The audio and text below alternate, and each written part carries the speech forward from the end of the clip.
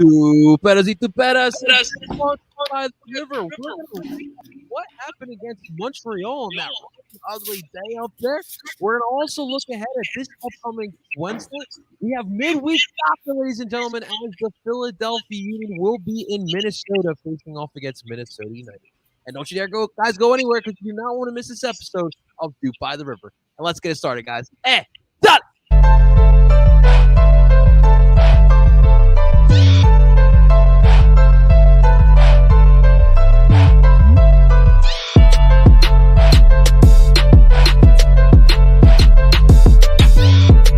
And that is right. Welcome, everyone, to Dupe by the River, the show where we follow everything Philadelphia Union. And, of course, we are brought to you by Philly Sports Network. Before we move forward into this episode of Dupe by the River, guys, do us a solid. We're not on PSN today. The Flipping the Birds are handling business over there as they're preparing for the Las Vegas Raiders.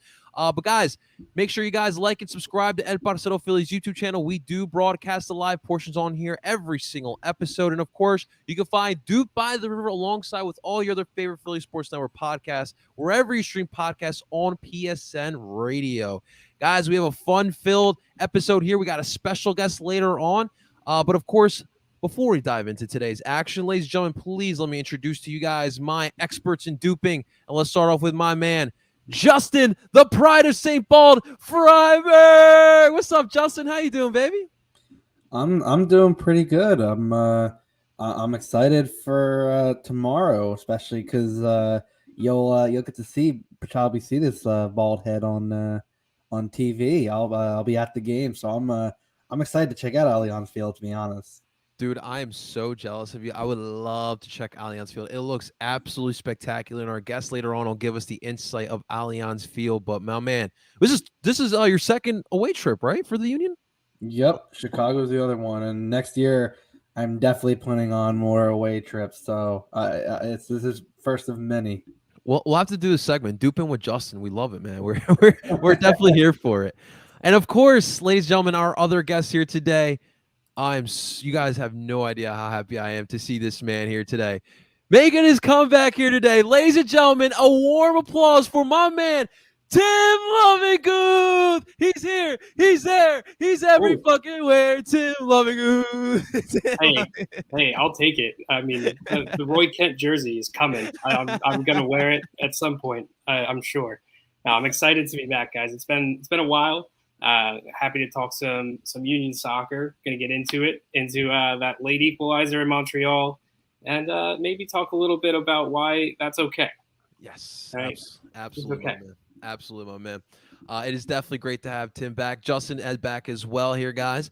Listen, I think for a lot of Union fans, especially the Philly sports Union fans, we're ready to talk about some soccer after what happened today. I'm excited to talk about some soccer. We won't speak of Mr. Simmons here today. Can you guys imagine if Jamiro's situation, he starts pulling this stuff? What would we be doing?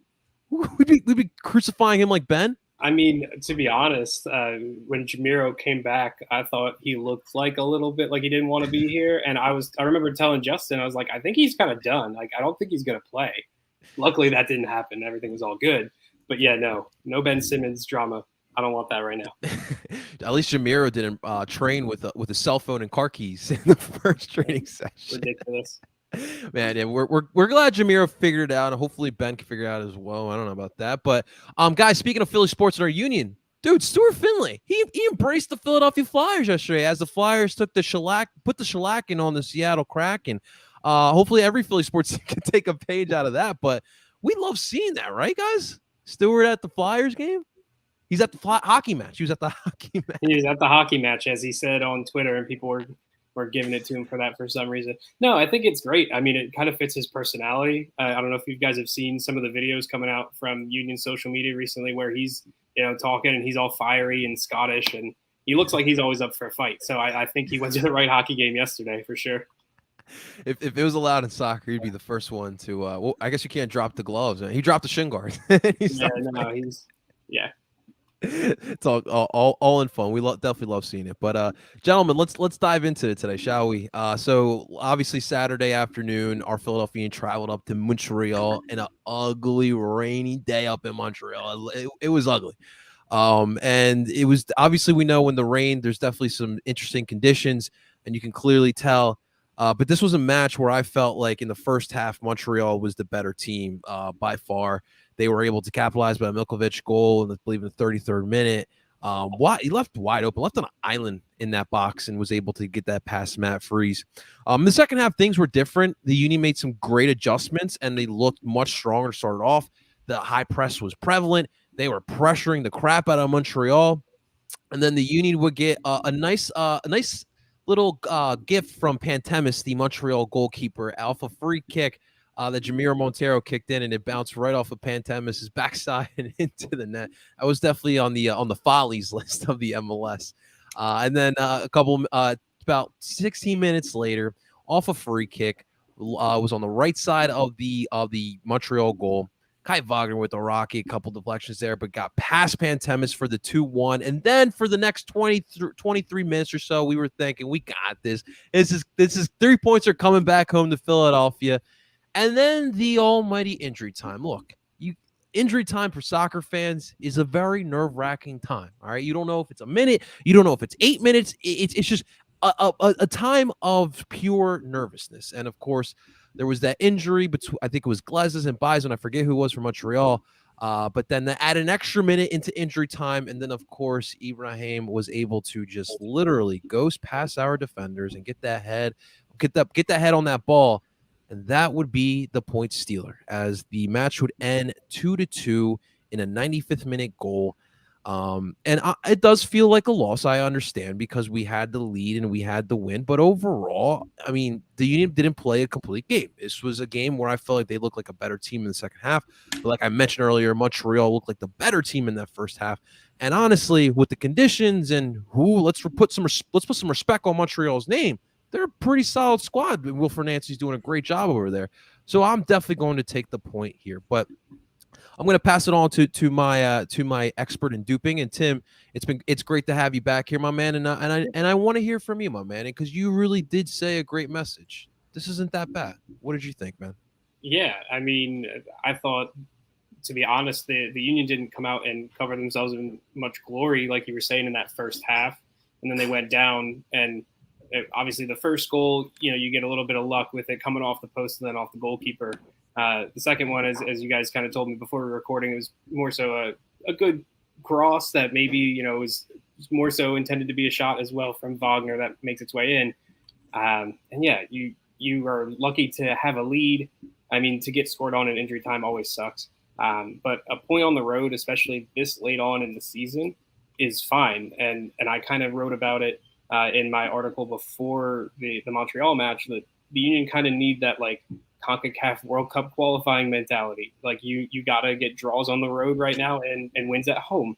And people will be angry that I'm saying that because they want the Union to win every game. But yeah, you just need to get points at this point. And I think from these last, with the Montreal game included, 6 matches, I had the Union taking 12 points, which is like what, 3 wins and 4 draws, 3 wins, 3 draws.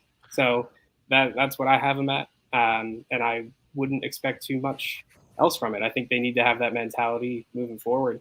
And you did the Roy Kent chant there, and as our boy Ted Lasso says, you got to be a goldfish. You got to have a short memory. We're moving on to Minnesota, as Bill Belichick would say. And yeah, we're gonna get in there. It's gonna be all good, and we'll see what happens on the pitch. That is why we love Tim Loving, man, with the great analogies there. He puts Ted Lasso in there. He puts Bill Belichick in there, man. It's definitely great to have you back, man. I love it. Justin, what were your takeaways from the? Oh, by the way, also guys, I did put in the Philly Sports Network Union section, so you guys can check out Tim Lovingood's articles and all the other articles that we have up there. They're in the chat. If you guys definitely give it a check out. But Justin, without further ado, man, what did you think on Saturday? Yeah, Tim was right. The first half was ugly, to put it nicely.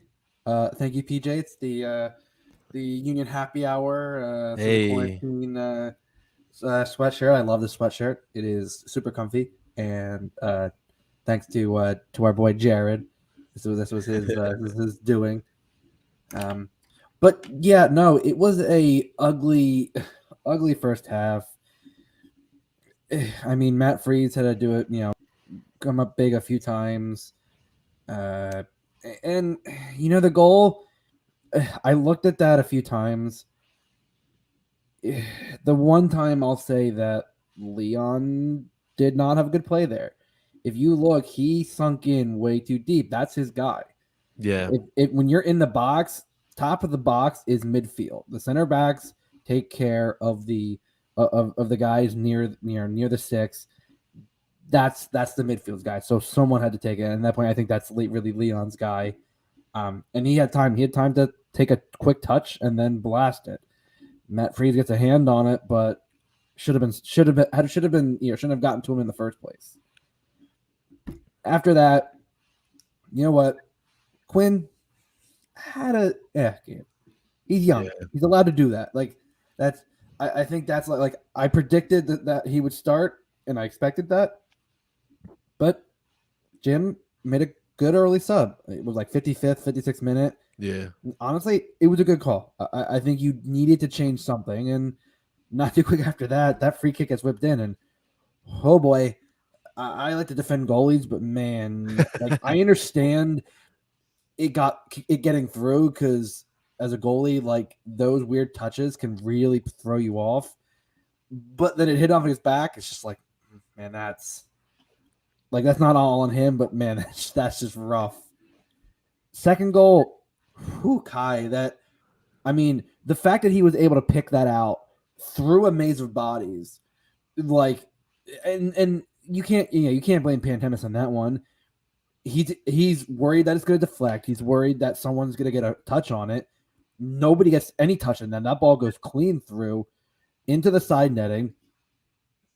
You're like, oh my God, wow, we might actually get the 3 points. And now, in the back of your mind as a Union fan, you're always going, we are in Montreal, where recently we've had success, but we all know, we've all been, I was there when at home when we gave up 3 and drew against them. Montreal has always been tougher on the road than at home. And I'll say this, there were supposed to be 3 minutes of stoppage time. Mm-hmm. And so you have the injury, you had maybe a minute and a half. Mm-hmm. It should not have gone past 95-30 at the max. And I think that's what irks me more than the goal actually being scored is, okay, you said 3 minutes. You played 6 minutes. You can't tell me that injury was more than 2 minutes tops. And that I think that's what's frustrating is, like, I thought that the game should have been over by that point. Okay, yeah, Jack's one of the few times Jack's flat-footed and Kai gets muscled off the ball by a man who was not very much bigger than him. In fact, I think they're pretty close to the same size. You know what? A point's a point. In Montreal, I'll take that. Like, in the fact that, as I've said, the bigger game is Saturday. So you just had to keep pace with Nashville. And Nashville did what Nashville does. There's a reason they have the league leading 15th draw. Justin, we do need to thank DC real quick. Thank you, DC. Yeah, like they don't lose much, but they also draw more than they win. And especially on the road, they're not a great road team. Even this year, their road record's been so. So, like, I think that's the thing is you got to think of it from you're still, 6 points above 8th place. Mm-hmm. You're playing Minnesota, Nashville, Cincinnati, NYCFC. And Toronto. And Toronto. Yeah, I always forget that midweek game. Yeah. So you've got at least 2, probably 3 wins in that park. Like, hope so. I really am not too concerned. Or even if you get 2 wins and 3 draws, that's still 9 points. I think that's absolutely enough for playoffs. Yeah. With all the teams chasing, that's plenty of points. Absolutely, man. Absolutely. You bring up some really good points there. I mean, That's just rough, my man. That is just rough to kind of get some points stolen away in that type of manner. But one thing I want to commend, look, it's funny because we were talking about it before the air. Obviously, our guy, pride of St. Paul, Justin Freiberg, is also part of Sporting Serotonin. Great match yesterday by you guys. But Jim Curtin showed up and he said hello to the Sporting Serotonin team. And look, I hate saying anything negative when it comes to Jim, but obviously, like, the rotation is something that definitely bothers me a little bit, and the tactical flexibility also bothers me at times as well. But yo, Jim, great call in the second half. First off, I understand in the first half they're trying to conserve their energy. It's 90 minutes, dude, right? So you're trying to conserve energy. Second half, boom, they came right off the bat with that high press, and you could see that right off the back. They were challenging those three backs that Montreal have back there, and I thought that was a great adjustment. And then, Justin mentioned it about the Quinn Sullivan substitution for Daniel Gazdak. What some people didn't realize was that they moved Daniel Gazdak back down to the 10. Yeah, we saw the 4-2-3-1. Jamiro went back down as a holding with Alejandro Bedoya. And I thought that was able to open things up. And again, it's proving my point. I do think that Gazak is a great player. I think he can do great in this league. I don't know if this is the right formation, or I don't know if they're, at least without a striker that consistently gives them that constant attack there. I think it does hurt.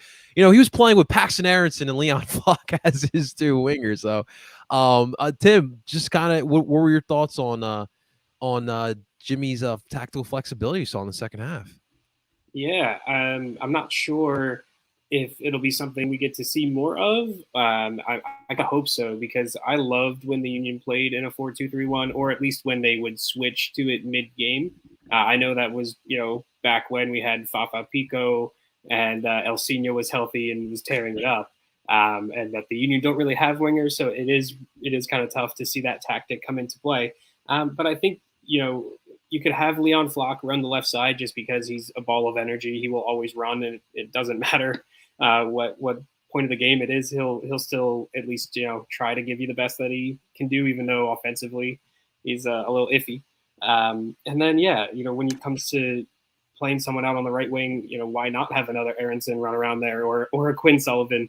We saw Brendan Aronson play out on the wing quite a bit in those when the Union used to shift to a 4-2-3-1. So I wouldn't hate that if they kind of went back to it. You start the game in your 4-4-2 diamond, you try to counter press everyone and control the game that way. And then if it doesn't work, then you switch to a 4-2-3-1 and you try to outpossess the other team. And I think that's sort of what the Union tried to do in Montreal. And, it led to the 2 goals. And apart from that late equalizer, almost 3 points on the road. So, yeah, props to Jim for trying something. And I think that is the right thing to try, rather than maybe doing like a 5 in the back or something along those lines. We've seen that a little bit, and it hasn't seemed to work very well. It worked against Cincinnati, but that's Cincinnati. So, take it with a grain of salt. But, yeah. Absolutely, man. You're 100% right. To that point with Leon Flock, your top miler, I think for the 3rd straight game, dude, he ran 7.3 miles, man. That's crazy. Absolutely wild. Like you mentioned, he's a ball energy. He doesn't mind the work either. It's crazy. He's been such a great addition to this team, his mentality. I love this. Obviously, social media team does a great job over there. The whole see this face over here? It's a beautiful face. And it was Jakob Glasnes, and I think it was Daniel Gazdak on the wall there. That was a great moment. Does Brennan play as a winger for the U.S. men's national team? He's been kind of floating in between the midfield, between the top of the midfield and one of the wingers in the front 3. I would say right now, if there was a depth chart, that would be Pulisic and then Aronson right under him at the left wing spot. That seems to be where he's getting time. And yeah, who knows what Paxton can do, but if he can play a little bit of the wing too, and the Union want to shift that way, that would be fine by me. That's pretty cool when you said that like that. Yeah. Christian and then Pulisic and then Aronson. Wow. That's pretty cool to put them in the same sentence there. But Justin, your thoughts on Jim's tactical flexibilities, man? I think this is the one game where we can say Jim actually was tactically flexible. Yeah. Like, I think it's, it's interesting that with the as many players down as you were, he realized a few minutes into the second half, you know what? I think I need to kind of shake things up. You pull Quinn out, you put Gazdag in, which I've been saying for a while. Gazdag is the number 10 that you want for this team. Yeah. You just don't have consistent strikers. And I think he's always going to kind of look bad. And also, by the way, we seem to forget he had played a full season prior. Yeah. So, like, these midseason signings that come in, unless you're a Nico Lodero, which he's like one of the only ones in recent memory that I know of that came in and made an instant impact, it takes usually to the next season to really get. And I'm still keeping him the mindset that I don't think Jamiro is here next year, which definitely, would free up the number 10. Yeah. And, would allow guys like to actually, probably get some time. I think you look at it, I think Jim understood what he needed to do. And I think that second goal you give up on is not really anything. It's just unfortunate poor marking and nothing on the tactical flexibility. I thought in the second half, the Union instantly became a better team. And yeah, would it have been great to get 3 points?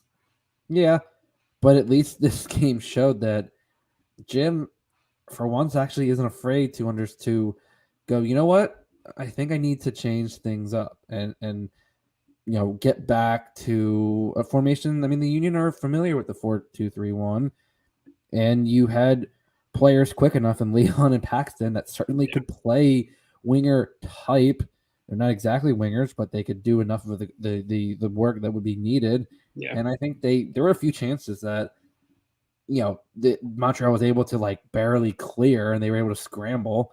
But it showed that if you need to, you could change things up. And I think the Union see that maybe there'll be times to be a little more flexible and kind of rotate things around. And hopefully, I know it's the end of the season, but hopefully Jim starts to now, pick this up and go, okay, I think I know when things aren't really working out well.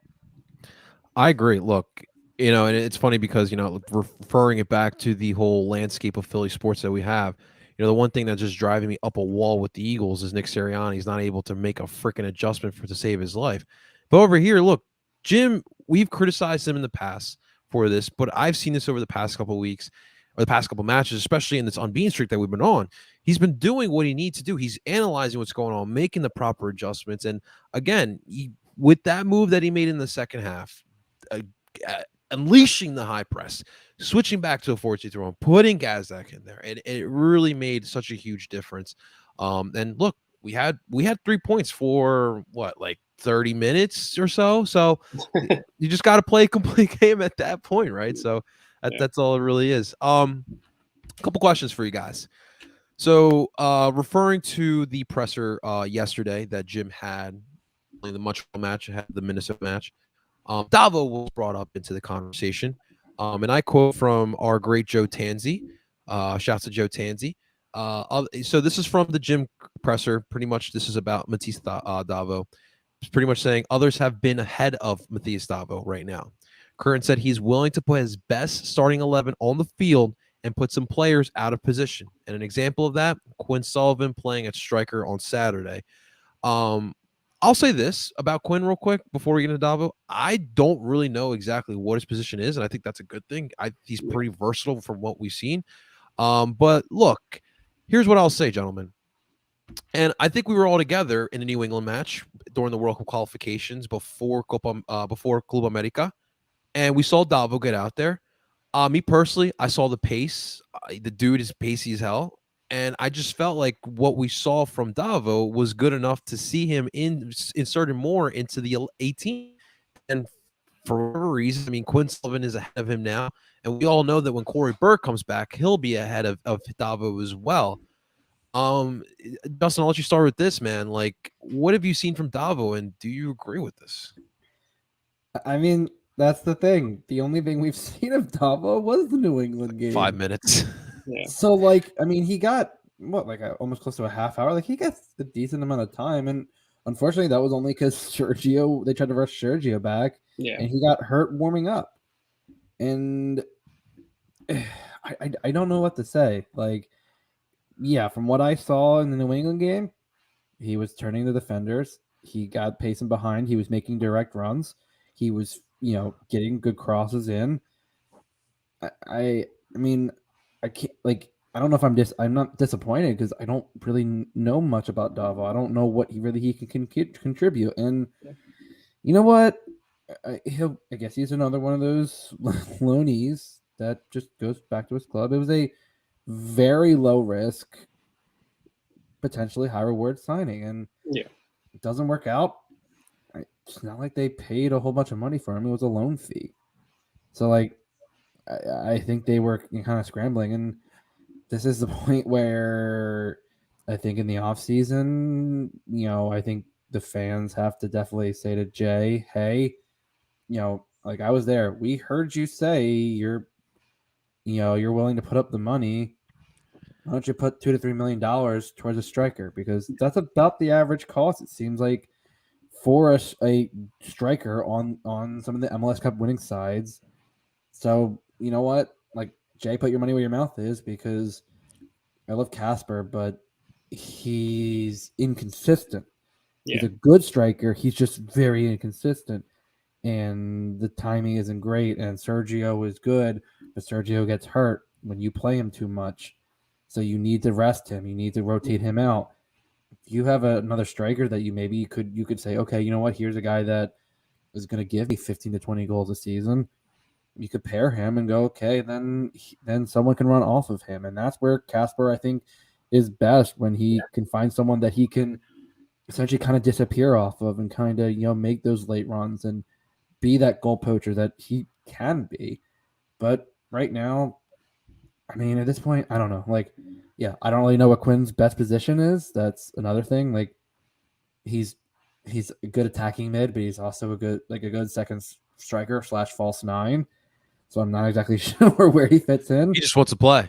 Yeah, and I understand Jim's comments, but it's also if Davo's doing enough to at least make the bench, it's not like, Fontana a few years ago where it was like, what does he have to do to even make the 18? There are games where he wouldn't even make the 18 at all. This isn't a Derek Jones or Austin Trusty situation. I literally don't know what exactly the situation is right now. Jay, hey, we want a 9. Jay, hey, we want a 9. Tim, what do you think of Davo so far? I mean, there's not much to think of him, unfortunately, just because we haven't seen him. And I think, sort of to Justin's point, we're seeing Davo making the bench in these matches, and then we kind of now see Curtin's tactics switching late in games back to a 4-2-3-1, and I think that's gonna only hurt his chances to make to get on the field late on, unless you can really play just Davo up top and you're just playing him, in behind. But usually when the Union play in a 4-2-3-1, they ask their striker to be a hold-up guy. So you really only want Casper or Corey on the field to work on that. Wait, wasn't he in the New England game? Wasn't he kind of playing as a winger in a 4-2-3-1? He might have been, to be honest. That New England game I've thrown out of my memory just because of how angry I got at Henry Kessler. So, we don't even have to go back to that. Same. But yeah, I mean, he could have, maybe he could play as a winger, but I think they want to play him at striker. And I think if now a formation change is going to change the tactics late in games, you would really only play him if you really, really need that speed. And honestly, I thought the Montreal match was kind of calling for it, but then the tactical shift made things a little bit easier for the Union to find the game. So, absolutely. Yeah, I don't know. It's like you want him to come on because you keep hearing oh, he's like Sergio. He's like Sergio. Well, if he can be a healthy Sergio, then that's what I want to see. I want to see if he can run, and then if he can, do some quick cuts and then get a good shot off or something like that. We just really haven't seen it. So it stinks, but I think it is, like Justin said, one of those, sign or loans that doesn't come to fruition. Nothing happens with him, and he barely plays. Disappointing, man. Disappointing, man. I thought he was gonna be Roberto Firmino in the MLS. I'm kidding, guys. I'm kidding. But yeah, hey, listen, guys, it is what it is. The Union get a point, and now we're on to a very tough week here. We got 2 quality opponents coming up here for the Philadelphia Union. And look, I want second place, and I'm sure you guys want second place as well, but we got to take it one game at a time. So we'll turn the page here. We'll move on to our midweek match. Obviously, our Philadelphia Union, along with Justin Friedberg, will be up in Allianz Field facing off against Minnesota United. And of course, guys, to get you guys the perspective across the other line, ladies and gentlemen, I'm so excited to bring this man on.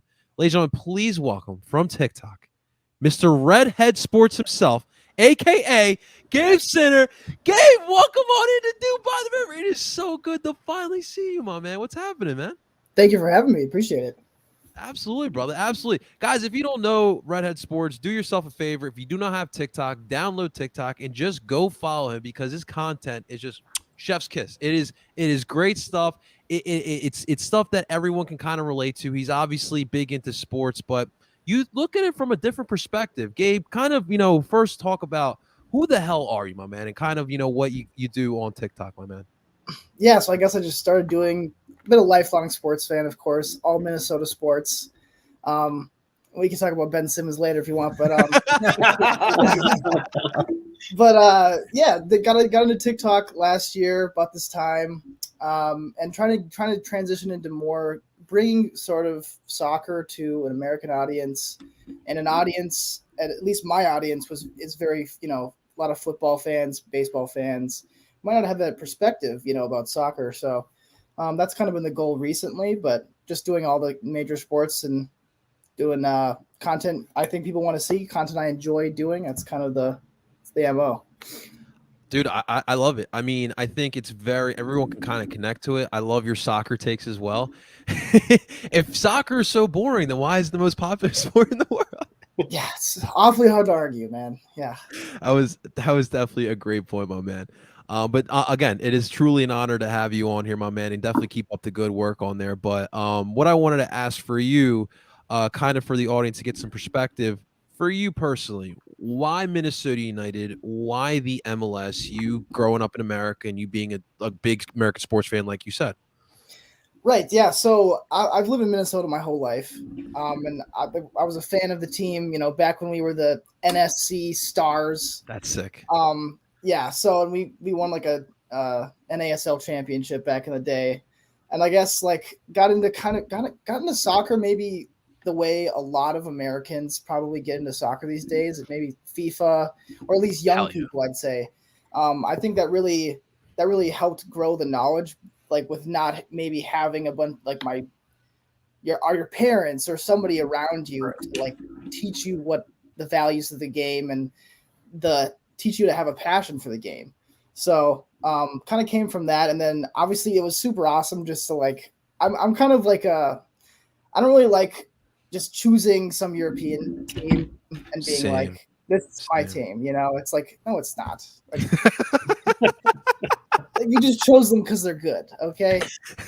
So like, that's a conversation I have with a lot of my friends who are like, Real Madrid fans and stuff. But I think it's important to support your local club. And I'm huge on that. So obviously when we transitioned to the MLS, I was all in. So, and have been since. Hell yeah, man. You really do raise a good point. Like for me personally, like, look, I love watching a Euro game. It's obviously a really good product that they put out there, but it's not the same like supporting the Philadelphia Union because Philadelphia Union are my team. It's literally like 20 minutes down the street from me to go. It's different. Yeah. It's not there yet, obviously, but I think what's great about it, Gabe, is that all of us here right now in this podcast, we're a part of the beginnings of this league. Whereas like the NFL, the MLB is like freaking dinosaur age old. All these other leagues have been around for decades and decades and decades, whereas the MLS we're going into our third decade. So we can lay the groundwork down for the future fans. Like we could say like, hey, we were there from day one, and hopefully this last 100, 300 years, we'll see where it goes. But to me, that is the really important part, my man. I Agreed. wanted to ask, I wanted to ask you there, Gabe. So, how's it been being a Minnesota United fan? For you guys, it's been interesting because you guys, everyone forgets you guys came in with Atlanta United, and I think you guys Yeah, kind of yes. got overshadowed a little bit by that. And I'm even thinking about, I think like the darkest time was when Right. the snow game, Atlanta comes up to That was a dark Minnesota, day. That was a dark day. the Orange Ball 5-1. They yeah, Just smoked us. and I think you guys come a long way from that, man. Right, and we were, Atlanta United came in and they were quick to compete. We built slowly. That was kind of our strategy from a managerial standpoint. The first couple years it was rough, not gonna lie. Like Darwin Quintero was the only like bright spot basically. But then I think they've really done a good job, especially the last, I'd say, 3 seasons. They've done a really good job of making smart roster moves. The scouting's been good. We've made some really solid draft picks, which is huge. What's a draft pick? Yeah, we don't know what that is, man. Yeah, exactly. Which is Andre like, Blake in the draft pick. Just saying. But yeah, it's gotten a lot better, and I think the organization is really headed in a really good direction. Obviously, we got second in the U.S. Open Cup that one year to Atlanta. Of course, it's always Atlanta. We're very familiar with being second in that tournament. Yeah, jeez, that's Very rough, man. fines, But yeah, it's gotten a lot better. And now this year, I mean, we could talk about it. I'll give you the story of Minnesota United this season. Yeah, by all means, man. Okay, so kind of what really tells the story for Minnesota this year is the fact that we're our goal difference is negative, right? We're 9th in goals conceded per match, and we're 23rd in goals scored. And there's a reason that is because the back line's been pretty solid all season. Not a lot of injuries, lots of continuity. But the attack, there have been a lot of injuries. Our main guys haven't played together a ton, and it's very late in the season at this point. So it's kind of crazy to think that we're still competing. We're still in the spot we are, but the attack has been pretty disjointed at times. The defense has been amazing. Tyler Miller, goalkeeper, has been second in clean sheets. He's done a good job. But yeah, it's been really sort of rough on the attack. We sort of did this thing where we put so Robin Lod, the Finnish international, he's a left mid by trade, or right mid. He's left-footed, and we've been doing this thing where we sort of just put him at striker, and he's somehow our top scorer, going into this week. Right. So, and it's been interesting. We brought in 2 guys at the beginning of the season. Adrian Unu, Franco Fragapane, and they've both been decent. Fragapane has been really good. Unu, not so much. I think he got DP. I think he was a DP. So a little disappointing there, but we can get in the lineup and stuff and in tomorrow's game. It's going to be rainy and cold. That's what I'm hearing. So what's the weather up there right now? Today was nice, but I guess tomorrow it's going to be like it's game time. I'm guessing it'll be high 40s, rainy. I actually looked because it's gonna be mid 50s and yet rainy. So I'm bringing my Ziploc baggies that I usually do for the home Union games. Yeah. Justin, you better bring hand warmers. You better bring it all, dude. I'm prepared. I got my long sleeves and of course shorts because I grow up. I act like someone who grew up in Minnesota, wearing shorts year round. That's kind of always been my thing. Okay, I do have to ask. Everybody does that. So it's so annoying. I have to ask, how cold does it actually get in Minnesota? Depends on the winter. I mean, like, I'm assuming we've probably experienced our worst winter like ever because of global warming. But right. I think it can get to like negative 40 some days or whatever. Like, but it's rare. I mean, you don't have school that day, of course. Yeah. I don't think I've ever seen a negative anything in this area. We've had like negative wind chill, but never anything that dramatic. Mm-mm. Yeah, I mean that's probably a record. I mean, negative it gets. I think the last couple of years probably there was one really bad year. with lots of snow and really bad temperatures. It was probably -20, -25 a couple times. Oh dear. I think I'm staying around here, guys. Yeah. I think I'm definitely staying around here. All right. All right. So let's talk a little bit about these tactics and these lineups here. We'll start with the Union side here. So we'll start here with Tim. So Timmy. Yeah. Obviously, the formation that we run is pretty self-explanatory. This 4-4-2 diamond. Yep. But as far as the lineups go, what do you think is going to happen on Wednesday night? Yeah, I think the main choice that Jim Curtin is going to have to look at is who is the second striker, because Sergio Santos is still coming off an injury, and Curtin went in his press conference yesterday and said that it would be a stretch to play Sergio. So I mean, I would think maybe that he would make the bench, and then Corey Burke is still hurt. And then we obviously just talked about Davo, who's our loney striker, who has not played more than a half this season. So you probably won't see him. So I'm thinking they're going to put Daniel Gazdag up top next to Kasper Schmilko, and they're going to be two really slow strikers who are going to try to play near each other. And hopefully then, whoever's playing the 10, whether it be, young Paxton Aronson or Jamiro Montero, is going to have to kind of pull the strings to get those two going against Minnesota. Yeah. Oh man, it's gonna be like the Ice Age up there, man. Yeah, Justin, do you agree, or do you see any changes? I mean, the one change is my understanding is that Andre will be back. Yeah. I know he was held out as precaution. He looks sharp in training. Yeah, he was held as precaution, which I don't blame him not having to travel to Montreal. Your back line probably going to be the same. That's one thing that doesn't really need to rotate because they've been pretty solid the whole year. Your midfield, is El Brujo still up in the air? I think he's good to go. He was training as well. He was training with Blake and everyone. They kind of showed him and Blake in the pictures to make sure that fans knew that they are in fact back from their World Cup qualifiers and doing okay. All right, then I think Brujo's back, which I think against Reynoso, I think will add a nice little physical edge. Should be a fun matchup. Someone who knows how to get under player skin and fresh off a yellow card accumulation suspension. So at least we know we can't get another yellow card accumulation suspension. So we'll always get a red card. That red is there, right? Yeah, the red's there. With Brujo, the red's always there. It's just how close does he get? It's like Portland fans with Diego Chara. You just never know.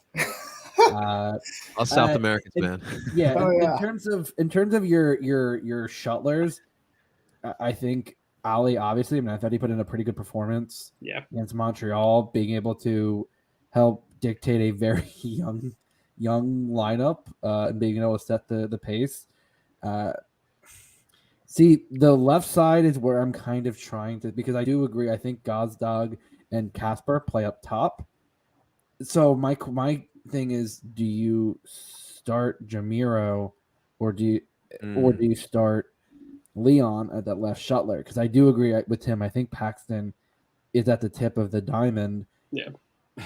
My heart says Leon, but knowing Jim and knowing how he likes to do things, it's going to be Jamiro. I'm not complaining. I think either would be good. I just think that with the way that Minnesota likes to move the ball up, and again, because Reynoso, it's like Darlington Nagbe or Lucas Elorion with Columbus, that midfield goes through Reynoso. When he's on, the team looks better. When he's off, oh boy, I've seen some Minnesota games. They are it is just disjointed. And I've said the same thing when you play Columbus. If you stop Nagbe or Zelarayan, you can win the game. I think the same applies for Minnesota. You stop Reynoso, I think you disrupt a lot, and I think you put a lot on an offense that, as Gabe said, doesn't score a lot. Your defense doesn't give up a lot, but your offense doesn't score a lot. So it's going to put additional pressure, and I think for a team that is staying afloat in a wild Western Conference. True.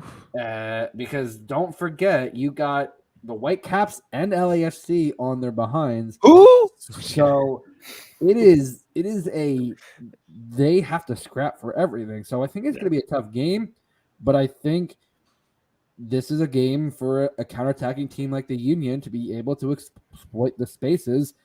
And for once, this crossers may actually get decent. And who knows, maybe we'll put some past the pride of Woodbury, New Jersey, Tyler Miller. Wow. There you go, yo. Look what you did there. I see what you did there. I like that. So, all right. Here's the thing. We need to consider the fact that not only do we have a tough matchup tomorrow night against Minnesota, but we also have another important match, which is obviously playoff seeding implications on Saturday against Nashville. So it's tough. Jim's in a really tough spot right here. He's trying to get points in both of these games, but you're also not trying to, strain players. Here's one thing you guys didn't mention. I want you guys to think. What about, because to the point where I know Gazak and Casper's not a lot of speed. What if we put Paxton with Casper?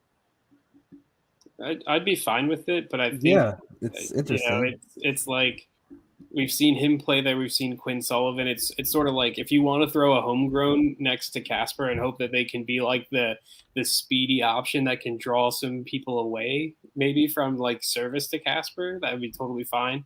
But I feel like against Minnesota, like how we're saying, their defense is pretty decent and consistent. You're going to need someone near Casper actually to help with some of that spacing and get the attack going. So, yeah, I mean, I wouldn't be surprised to see a homegrown out there, especially if Jim wants to now start rotating players. I don't think so. Now's the point. This is the time. This is the time. Yeah. Good point, guys. Good point. All right, Gabe. Give us the perspective, Minnesota. Talk a little bit about the tactics that Minnesota likes to use and what you think the starting 11 will be tomorrow night. And so first starting off, one thing to mention, I know you just mentioned LAFC in Vancouver. We are playing them next 2 games after this in a row. Wow. So wow. Yeah, so that's something to consider. Playoffs. Okay. Yeah, we'll see. But so one thing that's crazy this game is that we don't really have anybody who with any injury concerns as far as I've seen, which has not been the case the entire season. So I think our lineup's probably going to be pretty much what you saw last game. There's 2 ways they could do it.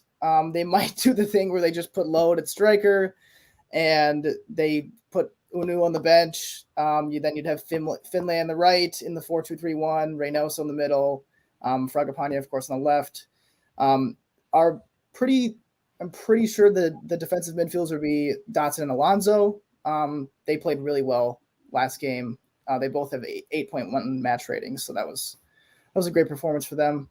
And then the other way they could do it is have Unu at striker and then play Load on the right, and then just have Finlay on the bench.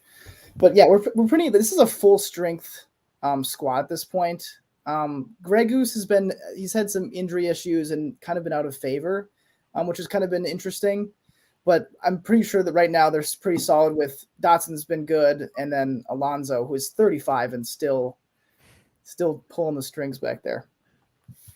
That's crazy, dude. Dude, he's to me, he's one of those MLS greats. And to see him on your team, man, that's pretty cool. Like we were able to see Brian Carroll, play in a Philadelphia Union uniform for a good amount of time. So that is definitely pretty cool to see, my man. Definitely pretty cool to see. All right, guys, let's get to the nitty gritty, man. Prediction time. Gabe, you are our guest. We'll allow you to go first. Tell us a little bit how you think what's going to happen tomorrow night and your prediction. Okay, so it's going to be cold and rainy. I don't think it's going to be it's going to be kind of a sparsely attended game. There's been some drama with the supporter groups and the team with some COVID stuff. So I think the main problem for the Union will be the cold and rain, of course. Problem for both teams, really. So I think this is going to be a good game. Really, 2 solid teams. Obviously, the Union coming in, they're looking to improve their position. and we still have a 4% chance of getting a playoff home game. So I think we're going to really be fighting for it. So I think it'll end up being a 1-1 draw. That's what I got. I think I would take that. I definitely think I would take that. All right, guys. Justin, want to go first? Yeah. I think that it's going to be a tough matchup. I think both teams definitely like to stick in and have very, very solid center back pairings that are not afraid to get a bit physical. But I think Jim's not going to admit it, but I think you're looking ahead to Saturday. Especially again, the getting points on the road and winning at home is definitely a big topic. I think I agree with Gabe. I think a 1-1 draw actually sounds about right. Like it's going to be a bit of a ugly slog fest. You know how it gets when it gets rainy. You saw it Saturday. Rain plus soccer equals wet and wild. Just craziness. Anything can happen. And I think that Jim's not going to want to push anything. I don't think he's going to want to risk any injuries. I think he's going to try to play a bit conservative. If you can do a smash and grab and get 3 points, I think he'll obviously take that and run as quickly as he can back to the airport. But I think in reality, I'm fine with getting a point. And I know I said before Montreal that you wanted 4 points before the Nashville game. Well, if Nashville draws as they tend to do, there's a reason they have the league leading 15 draws on the season. They don't lose much, and Columbus is a tough matchup. So I actually wouldn't bet about but a draw does sound about right. So if they draw or lose and you draw, you're either staying pat or you're gaining a point. So as long as you're still within 3 points of Nashville, Saturday makes it a battle for second place. And like I said, with the remaining 5 games, I think you can at least get 2, maybe 3 victories out of it. So I think having at least 2 draws is not necessarily a bad thing. I agree. And maybe, you know what, guys? Maybe the Montreal match on Saturday prepares us for Wednesday because obviously, we have to deal with some rain and we'll see what happens. We'll see what happens on Wednesday. Tim, what do you think, man? Yeah, I'm kind of right there with both of you guys. I thought it was going to be a draw from the jump. And if I had to put a score on it, 1-1 seems about right because both defenses are so good. I will say from a Union perspective and just sort of the lineup that I saw them having, I see them having kind of that experienced lineup to start the match and then having homegrowns come on later on as kind of those super subs. I think that's going to be the role for them kind of down the stretch. And then the one thing I had to say sort of about Minnesota is if you look at their form, it seems like they get a lot of their points from the lower half of the Western Conference right now, which I think gives the Union a little bit of hope. So maybe they score first. But I think that Minnesota at home still fighting for their playoff lives right now in 7th place. And like Gabe said, with their next 2 matches being Vancouver and LAFC right after, right behind Minnesota in the standings, they're going to be fighting for it. So I think 1-1 is fair. And as a Union fan, I'd take that all day. Like I said, it's World Cup qualifying mentality. You draw on the road, you get wins at home, then you get to the playoffs. That's how this last late season stretch has to be. Absolutely, man. Real quick, guys, because Zach has a great question, and Gabe, you're more than welcome to hop on here as well. Zach wants to know: do you guys think Paxton will have a high of a ceiling as Brendan? And he also adds Europe and then ... USMNT question mark. Hey. I think as right now an unfair comparison considering how quickly Brendan's stock has risen. I mean, the fact that he was playing under Jesse Marsh, who is a good friend of Jim's, is someone who had the same system, knew how to groom him as an attacking mid. And, he's been usually playing kind of either as the right side of that 4-4-2 or sometimes as that winger. And it's translated well to the national team. And I think Paxton is starting to get those minutes. I think it took a while and we were always wondering, well, where's Paxton? I think now you're starting to see why people thought Paxton might have a higher ceiling than Brendan. It's still very early, and they're obviously both still pretty damn young. Yeah. But I think right now it's a tough comparison. I think Paxton may not even be the next Union homegrown to get to Europe. I honestly think that might be Quinn with the way he's been playing. So I don't know. And I think Paxton will go to Europe. I just don't know if it's as soon as Brendan did. I wonder if there's a money line on that, actually. What's going to be the homegrown going to Europe next? Probably. There probably is one. For everything. I mean, I think this question will be answered more so next year rather than this year. And I think it'll all stem from we'll have Gazdag back and Paxton Aronson, and they'll be fighting for the starting 10 job for the 2022 season, sort of like how Brendan Aronson had Marco Fabian to push him. And I think we could see, if there's a similar situation there that happens next season, then we could see, Paxton make that jump then to Europe within the next year. It's sort of the same path. It's there for him if he can rise his game to that level. We're seeing him now in more games as a sub or from the start. He definitely has it. It's just a matter of when rather than if, I think, at this point. I don't know about U.S. men's national team. That seems pretty full right now for attacking midfielders, but we'll see what the future holds for him. Very good points. Very good points. And Zach will show some love to St. Joe's Prep. St. Joe's Prep, ladies and gentlemen. Gabe, one more question for you, my man, before we let you go. How has Minnesota embraced Minnesota United in the sports landscape of things? Yeah, so I think we started out in Blaine, and then which is a suburb north of the cities. And then we went to formerly TCF Bank Stadium, the Gophers Stadium. And now we've got our own field with a brew hall. And I think it was a good fit from that kind of perspective, where Minnesota has really good brewery culture. And it's a very, obviously it's a very liberal city. So I think it was really good.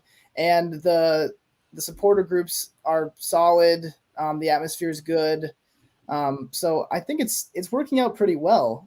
The stadium's only, 19,000, but the game is really growing here, I think. And we're starting to see some homegrown players, from places like Woodbury and, St. Paul. So we're excited. It's getting a lot of momentum around here. That's good, man. That's good. How about the sports coverage? Are they implemented a lot with the Vikings, Timberwolves, Twins, and So I was going to bring this up actually. So we have, we used to have Fox Sports North. Okay. And then Bally, of course, bought it, and then they don't have a deal with most streaming. Like, so if you have YouTube TV, Hulu, they're in this long fight over rights, so we can't really watch most games, at least midweek games. Man. Weekend games they put on like a local channel, which has been great. So it's kind of tough sometimes, and I think with hockey starting and the Timberwolves, the late season, I think it kind of falls off a little bit for United. So that's one thing to consider, is like, I think the momentum sometimes is at its peak, in like July, and then it kind of dies down as the other sports start. Obviously the Vikings, that's everything's starting now. Yeah, it's the state of hockey. So most people, a lot of people are, and maybe the market for the fans in other cities they're all hockey fans here. So there is that challenge, but somehow still, they've done a good job, and the team's been at least somewhat successful the last couple of years, which I think has really helped. Absolutely, man. I'm sure Minnesota United is not going to listen to this pod, but one thing the Union does that actually has made the experience so much better, they've been broadcasting the games through the website, through their actual PhiladelphiaUnion.com website. I know, Tim, you do that sometimes too, right? Yeah, like I have YouTube TV, right. And their broadcasts over TV are through a PHL 17, like, basically ABC's second station, which isn't on YouTube TV. And yeah, so since I'm in the broadcast area that the union sees fit as a local person watching the team, I can watch their streams on their website. Now, if you're outside that radius, you're kind of SOL, but at least it's an option for the people that are close by that are, cut the cord and only have streaming type of thing. See, that's the weird thing. I have cut the cord, yet I watch all of the Union away games through ESPN Plus, so I always get the away feed. It's really weird. Like, I don't get PHL 17, so I get every away feed. Huh. That's good. You get to see some of the other announcers in the league. That it's rough. Is it really? Oh yeah, no, it can be rough, especially with like the Red Bull when Shep Messing, who, as much as I love him, goes on and on about how every team is complaining, and back in my day, no one complained. It's just like, back in my Shep, day. we get it. I know you're a legend, but we get it. You've been around the sport a long time. Like, dear God. Back in my day, goalkeepers didn't have gloves. Awesome stuff. Gabe, dude, seriously, man, thank you so much for hopping on in, man. It was truly a pleasure to have you on, man. You're doing such a fantastic job on TikTok. Keep up the good work. But for the people out there, where could they find Gabe Sinner, my man? So on TikTok at Redhead Sports, and then everything else is Gabe Sinner, I think. That's SINNER. Awesome stuff. What can we expect from Gabe Sinner in the coming weeks and months on as far as your content goes? Hopefully regular posting on TikTok, raising that a little bit. And then, just more of the same kind of content that I do. It pretty much says it in my bio, so you have to go read it. There you go. Are you going to be at the game tomorrow? I was offered tickets. I'd already had tickets to the Timberwolves game. Okay. So I'm going to the Timberwolves game, unfortunately. I hear you. No, dude, I hear you, man. We got 3 sports tomorrow too. The Union, Sixers, and Flyers will be in action tomorrow, all at the same time, which is wonderful for us, right? So we'll be indulging. I'll have 3 screens. I'll find 3 screens somewhere to watch all 3. So it'll be great. It'll be great. Justin, I want to say first off, safe travels, my man, and you enjoy your time. Represent Philadelphia the way you only know how to, my man. So have fun up there, man. I will. I'm excited. It's supposed to be a fun time. I've already talked to a few friends out there who might be meeting up at a brewery nearby to talk. But yeah, I'm excited. I've heard some good things about Allianz Field, and I always love. My goal by the time I leave this planet is to travel to every away stadium, and I love that. Allianz Field, as beautiful as it is, I'm excited to check it off the list finally. I hope we can show you a good time up here. Yeah, Gabe, because Justin's a big brewery guy. What's your favorite brewery in that area that Justin needs to check out? Yeah, I mean, Surly's always good. My favorite brewery is Bauhaus, but those are a little farther away from the stadium. Okay. So whatever recommendation you got that's closer in that Midway area. I got Dual Citizen. Dual Citizen? Yeah, it'll be good. Recommendation prior to the game. Yeah, that'll be good. Yeah, it'll be great. You'll have a good time. Well, all of a sudden, guys, I have a hankering for a beer. So on that, Wow, how did that happen? ladies and gentlemen, seriously, thanks again to Gabe, and thank you guys for tuning on into DOOP by the River. We'll be back at it again next week, ladies and gentlemen. Do not forget, we'll be back on PSN's YouTube channel next week. Make sure you guys like and subscribe to El Parcero Phillies YouTube channel, as we will continue broadcasting all the live portions on there. And of course, you can find DOOP by the River wherever you stream podcasts. We're part of the PSN Radio. You can find all of your favorite Philly Sports Network podcasts on there, as well as DOOP by the River.